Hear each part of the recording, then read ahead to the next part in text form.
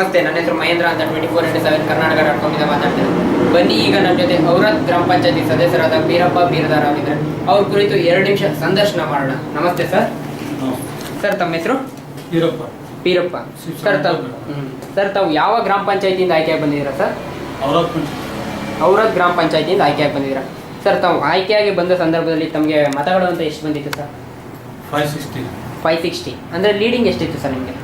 340. ಅಂದರೆ ತುಂಬ ಬಹುಮತದಿಂದ ಆಯ್ಕೆಯಾಗಿ ಬಂದಿದ್ದೀರಾ ಸರ್. ನಿಮ್ಮ ಜನರು ಬಹುಮತದಿಂದ ಆಯ್ಕೆಯಾಗಿ ಮಾಡಿ ಕಳಿಸಿದ್ದಾರೆ. ನೀವು ಏನೇನು ಅಭಿವೃದ್ಧಿ ಕಾರ್ಯಗಳನ್ನ ಮಾಡಿಕೊಟ್ಟಿದ್ದೀರಾ ಸರ್ 3.5 ವರ್ಷದ ಅವಧಿಯಲ್ಲಿ?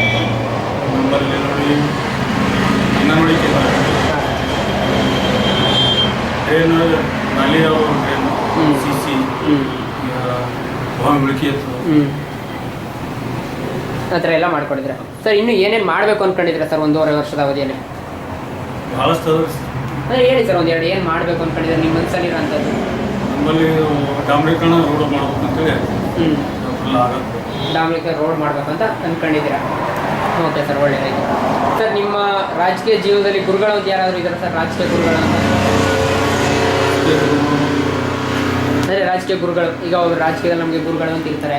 ಆ ಥರ ನಿಮ್ಮ ಕಾಕವರು ರಾಜಕೀಯ ಗುರುಗಳು ನಿಮಗೆ. ಸರ್ ಈಗ ರಾಜಕೀಯ ಅನ್ನೋದು ನಿಮಗೆ ಹೊಸದಾತು ನಿಮ್ಮ ಹಿಂದಿನ ತಲೆಮಾರು ಅಂದರೆ ಮನೆತನದಿಂದ ನಡ್ಕೊ ಬಂದಿರೋ ಅಂಥದ್ದು? ಮನೆತನದಿಂದ ನಡ್ಕೊ ಬಂದಿರೋದು. ಒಟ್ಟಿನಲ್ಲಿ ನೀವು ರಾಜಕೀಯ ಜೀವನ ಅನ್ನೋದು ಕಂಟಿನ್ಯೂ ಆಗ್ತಾ ಇದೆ ತಲೆಮಾರಿನಿಂದ. Okay sir. ಸರ್ ನಿಮ್ಮ ಇನ್ನೂ ಉಳಿದ ಸದಸ್ಯರಿದ್ದಾರಲ್ಲ ಸರ್ ನಿಮ್ಮ ಪಂಚಾಯತಿಲಿ, ಅವ್ರ ಜೊತೆ ನಿಮ್ಮ ಸಂಪರ್ಕ ಹೇಗಿದೆ ಸರ್? ಚೆನ್ನಾಗಿದೆ. ಎಲ್ಲ ಒಟ್ಟಾಗಿ ಕೆಲಸ ಮಾಡ್ತಾ ಇದ್ದಾರೆ. ತುಂಬ ಒಳ್ಳೆಯದು ಸರ್. ನಿಮ್ಮ ವೈಯಕ್ತಿಕವಾಗಿ ರಾಜಕೀಯ ಅಂದರೆ ಏನು ಅನಿಸುತ್ತೆ ಸರ್ ನಿಮಗೆ?